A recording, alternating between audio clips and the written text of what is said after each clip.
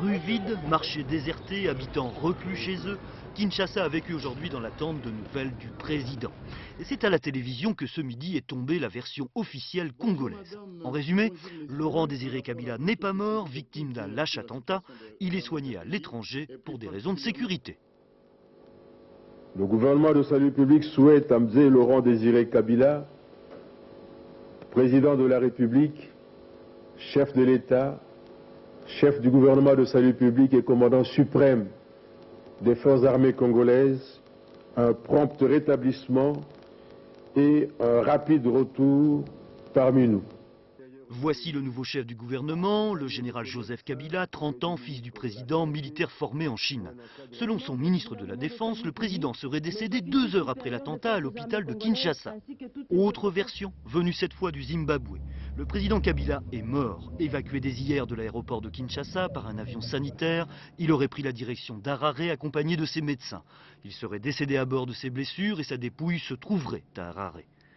Version crédible si l'on en croit le départ précipité de Yaoundé de son grand ami Robert Mugabe, président du Zimbabwe.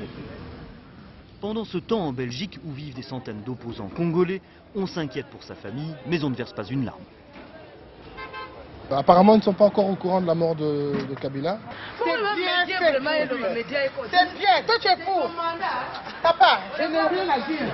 C'est bien fait, il est mort, il est parti. Maintenant, on va trouver quelqu'un qui va bien travailler, quoi. Cet après-midi à Kinshasa, le bac pour Brazzaville a repris ses traversées du fleuve Congo et l'aéroport a rouvert. Mais le couvre-feu est maintenu dans la capitale.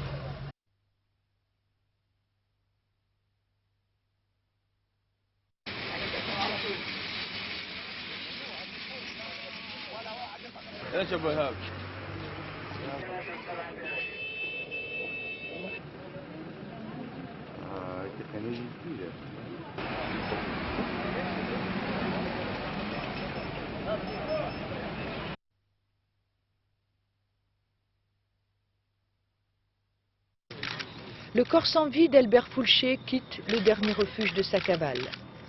C'est ici, à Béziers, dans l'appartement de sa compagne, que l'auteur présumé du quadruple meurtre de Narbonne a mis fin à ses jours au petit matin. Mais la nuit a été longue. Hier soir, la compagne de Foulché est arrêtée à Paris.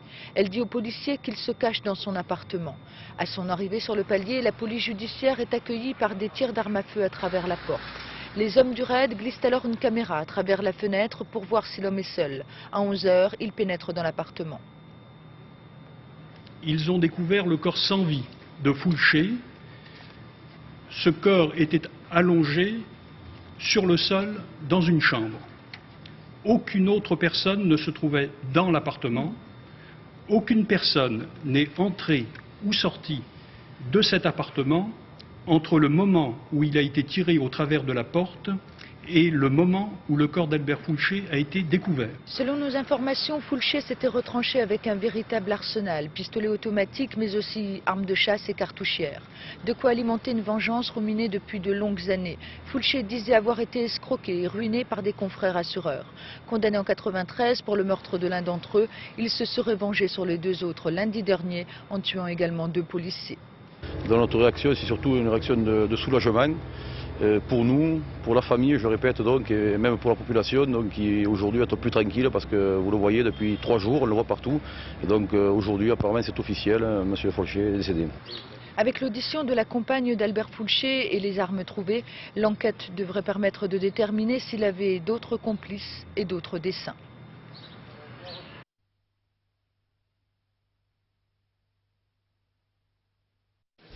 Un mois après ses aveux, Émile lui comparaissait à nouveau devant le juge d'instruction. Mais hier, rebondissement, il change complètement sa stratégie de défense. Il nie tout en bloc. C'est pourtant sur ses aveux que reposait la fin du mystère des disparus de Lyon. Il a fourni un bon nombre d'explications qui jusqu'ici n'avaient pas été portées à la connaissance du juge d'instruction. Et par conséquent, les aveux qu'il avait apparemment faits initialement devant la gendarmerie, il les remet intégralement en cause. S'il avait avoué, dit-il, c'est parce qu'il ne risquait rien à le faire. C'est ce qu'on lui aurait affirmé pendant sa garde à vue en raison du délai de prescription. Quant aux 2 squelettes trouvés d'après ses indications, Émile Louis a fourni une version qui est loin de convaincre l'avocat des familles des victimes. C'est une histoire rocambolesque aussi. Il aurait vu des personnes qui auraient eu un réseau de prostitution. On tourne d'ailleurs toujours un petit peu aussi autour de cette idée. Il l'aurait vu porter des corps, mais il aurait eu peur de le dénoncer. Désormais, l'enquête du juge d'instruction se complique, d'autant plus que la justice n'a que 8 jours pour répondre à la demande d'Émile Louis, sa remise en liberté.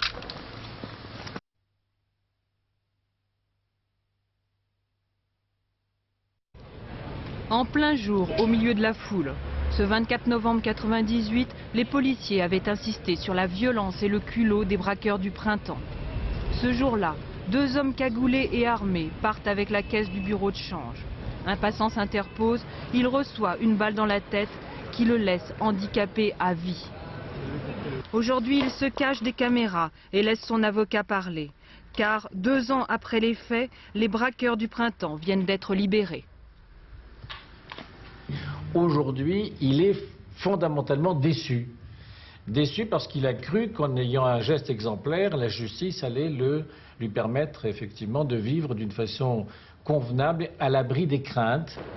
Des suspects ainsi libérés, les magistrats pensent qu'il y en aura plusieurs centaines d'ici à la fin de l'année. La nouvelle loi Guigou limite la durée des détentions provisoires, une mesure approuvée par les magistrats. Mais ils s'inquiètent. Aucun programme de protection des témoins n'a été prévu pour accompagner la loi. La loi ne prévoit absolument pas de mesures médianes permettant d'éviter que le simple témoin, qui est celui qui apporte son concours à la manifestation de la vérité, qui est le citoyen, eh bien, pour éviter que ce témoin ne soit menacé, attaqué, voire tué. À Gentilly, le mois dernier, des braqueurs dérobent 34 millions de francs dans un fourgon blindé. Ils seront arrêtés. 2 d'entre eux étaient déjà mis en examen dans une précédente affaire. La justice les avait libérés parce que l'instruction avait trop duré. La loi Guigou ne prévoit pas non plus de programme de surveillance des prévenus libérés. Une autre lacune que les magistrats souhaiteraient voir corrigée.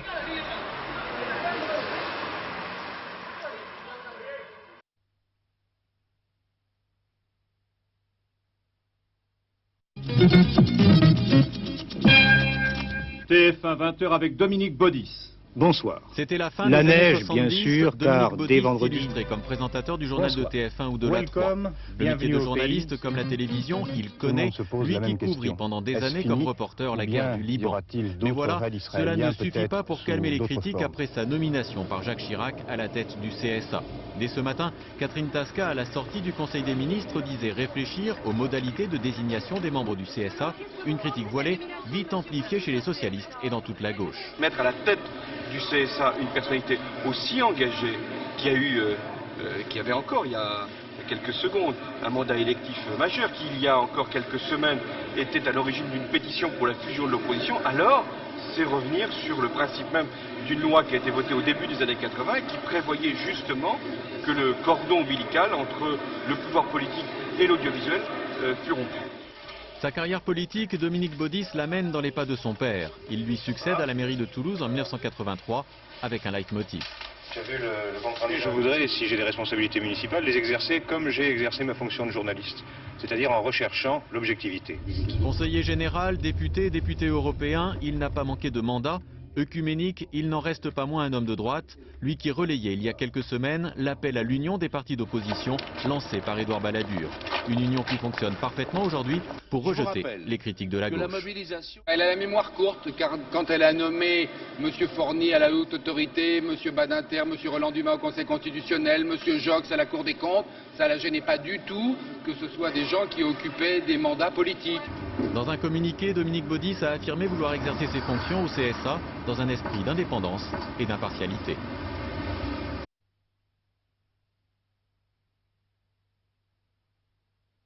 Mais on va là, c'est pas la bonne direction.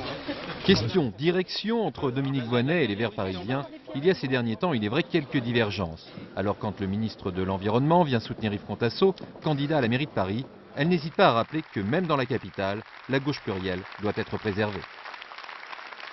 Soyez-en certains, jusqu'à la dernière minute, Les Verts ne se tromperont ni de cible, ni de camp.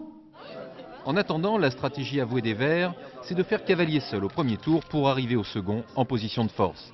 Résultat, Yves Contasso n'épargne ni la droite ni la gauche, alors Dominique Voynet cherche à rappeler les siens à l'ordre.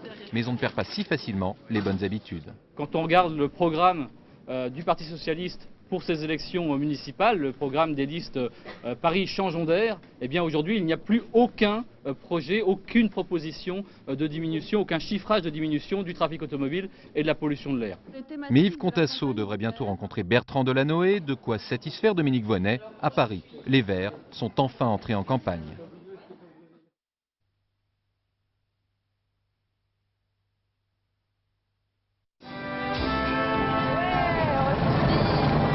Joli comme le décolleté d'une starlette, c'est Cannes côté croisette.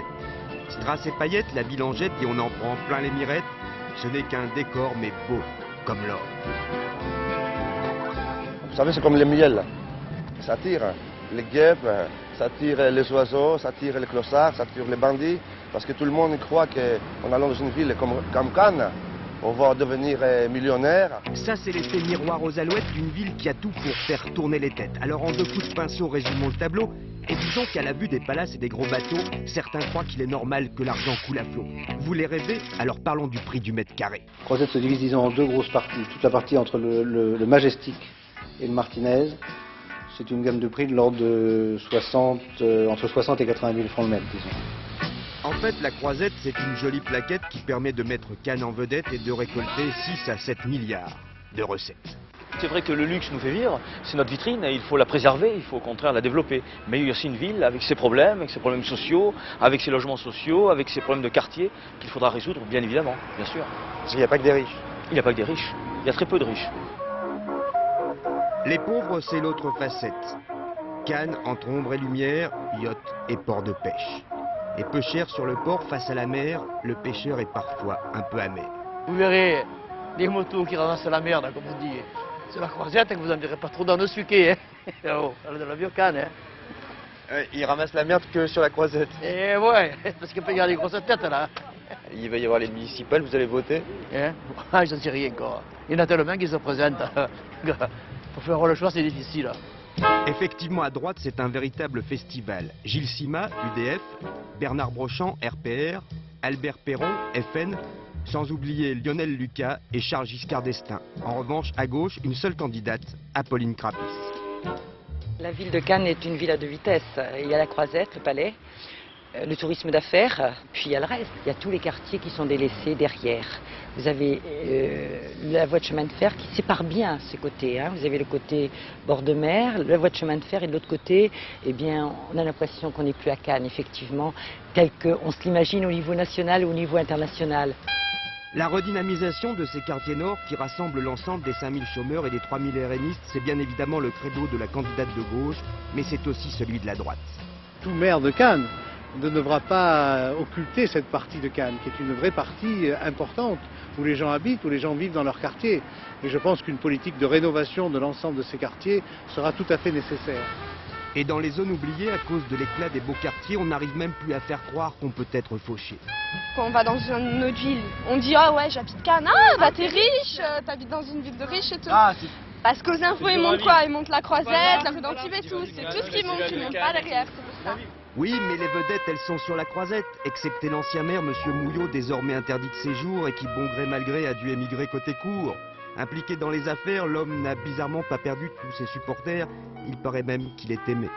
J'ai lu aussi qu'il avait fait rêver beaucoup de monde. Pour nous, les rêves de Mouillot nous ont coûté très cher. Ils ont coûté très cher à la ville de Cannes. Et pour nous, il laisse surtout du vent et des dettes. Du vent dans la tête, des dettes, environ 12 000 francs par habitant. Tout cela n'empêche pas la Croisette de faire la fête.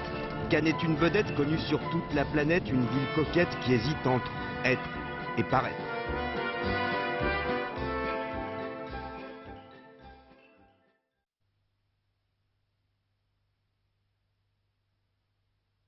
Mère, 21 ans, française, Lorraine, BP, physique bien, grande, brune, yeux foncés, intelligente. C'est tout ce que Véronique saura de sa mère. Des bribes de passé glanées dans les dossiers de la DAS, parfois une date, jamais de nom. Quand ils souhaitent retrouver leurs origines, les enfants nés sous X se heurtent invariablement au même secret, au même silence. Celui qui protège la mère en lui offrant l'anonymat, mais qui néglige le désir légitime de l'enfant de connaître son passé.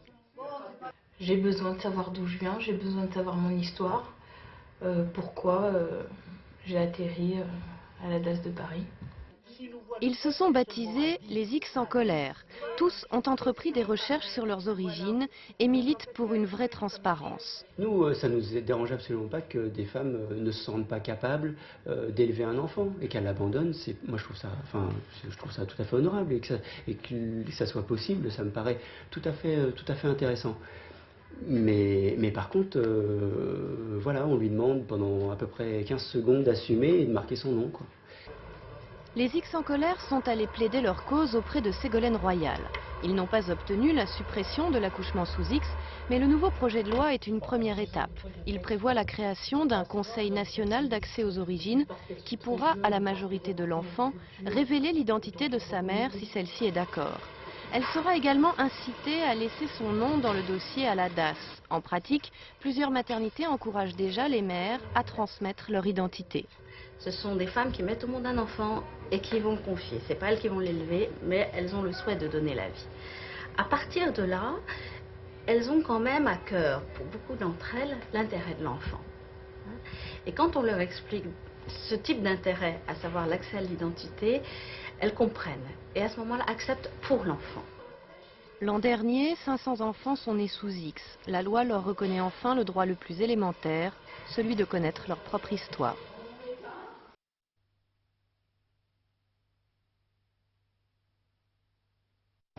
Un TGV entre de bonnes mains et pour cause, son conducteur n'est autre que l'ancien cheminot Jean-Claude Guessot qui réalise ainsi un vieux rêve. Mais le ministre des Transports inaugure surtout le premier TGV expérimental sur la ligne Méditerranée. Et pour l'occasion, il n'aurait laissé sa place pour rien au monde, même au PDG de la SNCF, Louis Gallois. Monsieur Gallois, est-ce que vous êtes confiant d'être conduit par votre ministre des Transports? Totalement. Totalement confiant, parce qu'en fait, il est très bien entouré. Parce que je suis un défenseur du rail aussi. D'abord, c'est un défenseur du rail, c'est certainement. Un défenseur du rail qui roule à une allure exceptionnelle, 350 km/h.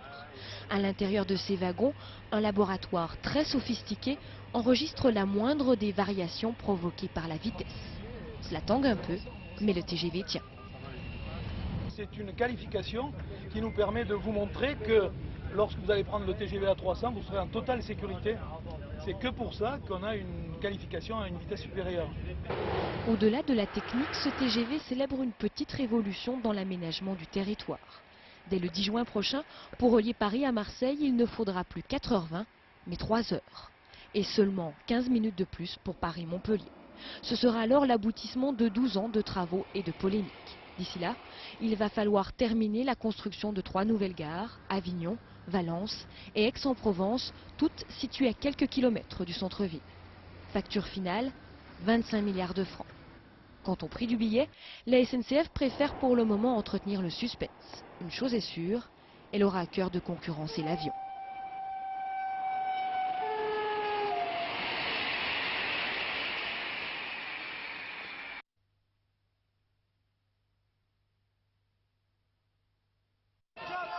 Non, non, non, un licenciement!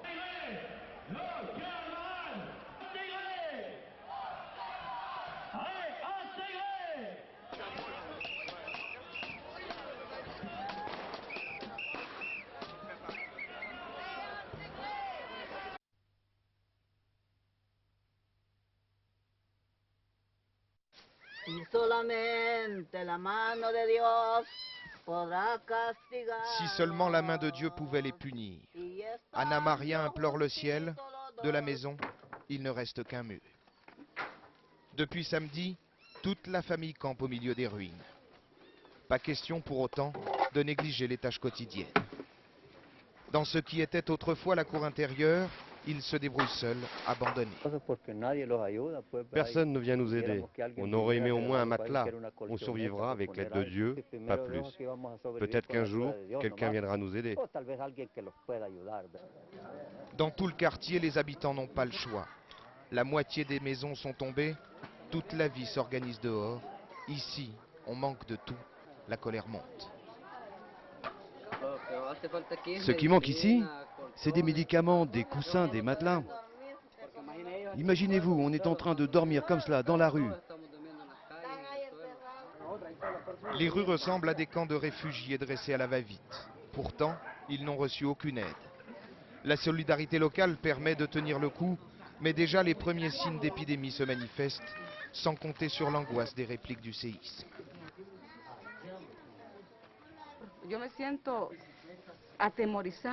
Je suis terrorisée, nous dit cette femme. À chaque instant, je sens que ça tremble. Pas plus tard qu'hier, il y a eu une secousse terrible de 5 degrés. Ça fait 4 jours qu'on est dans la rue. Il y a un froid horrible. Les enfants sont gelés. Pour l'instant, il n'y a aucun moyen pour déblayer ces ruines. Impossible aussi de reloger les gens. Pas question d'intégrer les maisons encore debout. Elles ne tiennent parfois qu'à un fil. Nous ne sommes qu'à 1h30 de la capitale San Salvador et la route pour venir jusqu'ici a été dégagée. Pourtant, pas l'ombre d'un secouriste dans les rues, aucune aide internationale ni gouvernementale. On se demande bien où est l'urgence.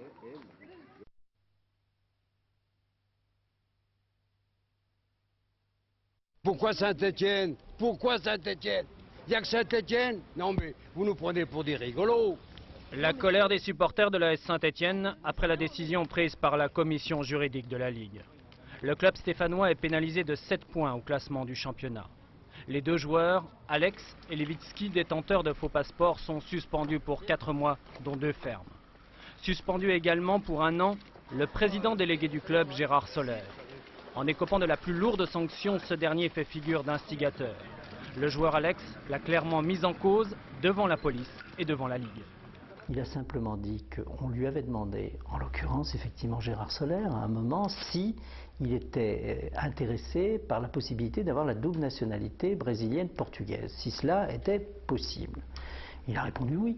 Quelques mois plus tard, au mois de juillet en l'occurrence, on lui a présenté un faux passeport. Soler lui a présenté un passeport, mais non pas en lui disant voilà un faux passeport, signe ici. Il lui a présenté un passeport qui avait toutes les apparences de la légalité.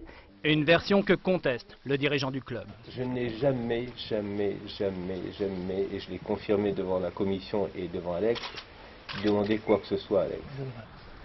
C'est désormais aux policiers de démêler le vrai du faux. Sur le plan sportif, la sanction, si elle est confirmée en appel, placerait le club à la 15e place du championnat, avec un risque de relégation.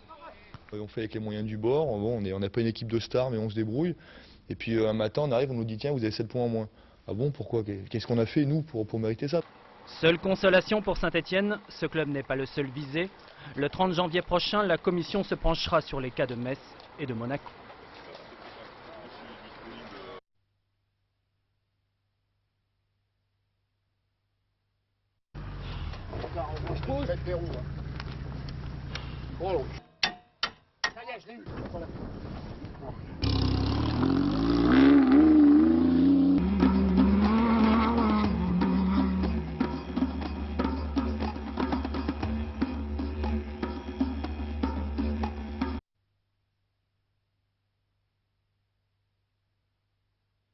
Monsieur? Sur un quai de gare, 3 voyageurs attendent un train qui a du retard. Moi, je suis en train de lire. Et voilà que le plus âgé pousse le jeune homme à aborder la jeune fille. Excusez-moi, mademoiselle. Vous vous appelez comment? Michel. Comment? Michel. Je m'appelle Michel. C'est marrant comme nom. Qu'est-ce que ça a de marrant? C'est vrai, qu'est-ce que ça a de marrant? Non, rien. Je voulais dire, c'est pas commun. C'est pas commun.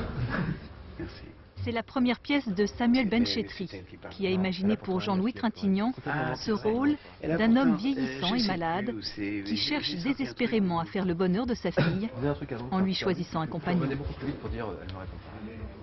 Ça n'a pas l'air d'aller. Je me sens seul tout à coup. Mais d'où elle vous vient cette subite solitude? Elle n'est pas subite, elle est toujours là, seulement des fois elle me pète à la gueule. Et en général, vous pensez à quoi dans ces moments-là? Ah, j'essaie de penser aux autres. Quels autres? Mais ceux qui vont plus mal que moi. Ceux qui quoi? Ceux qui sont 2 fois plus seuls. Ah, et ça vous fait du bien, ça? Non. Ils ont une grâce particulière et assez semblable, Marie et Jean-Louis, donc c'est très étrange. On a parfois l'impression de s'adresser à une seule personne. Et puis le personnage que je joue vit des choses naturellement différentes avec les deux. Oh, c'est ça l'image que j'ai retenue. Exploration de la relation père-fille, magie des dialogues, on comprend que Jean-Louis Trintignant ait eu envie de prendre ce train-là.